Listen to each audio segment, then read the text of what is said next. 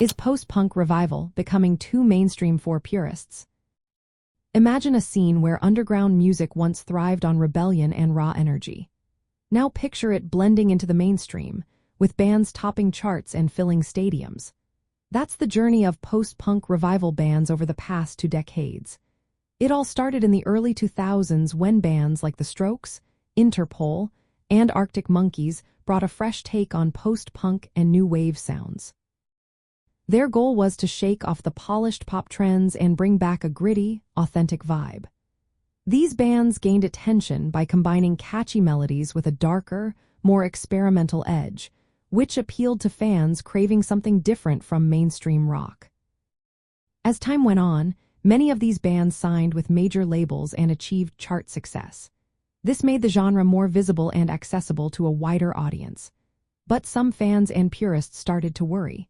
They felt that the original spirit of post-punk was getting lost in the push for commercial success. Critics called some of the newer bands landfill indie, implying they were just following a formula to sell records.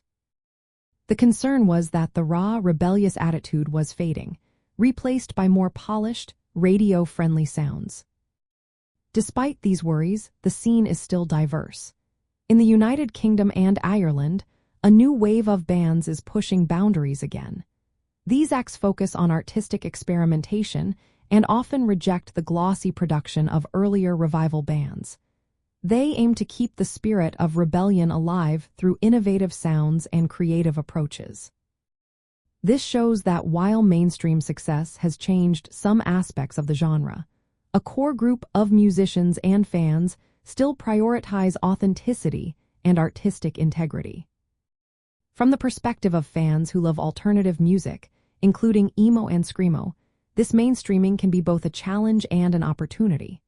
More exposure can introduce new listeners to underground scenes and inspire new artists. But it also risks overshadowing the raw, emotional qualities that make these genres special. The best way to support the original spirit is to seek out underground bands and attend small shows.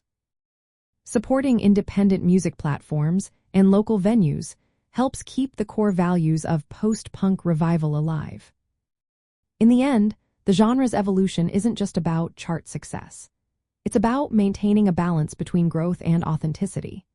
Fans can enjoy the wider reach of post-punk revival bands while still championing those who stay true to the genre's rebellious roots.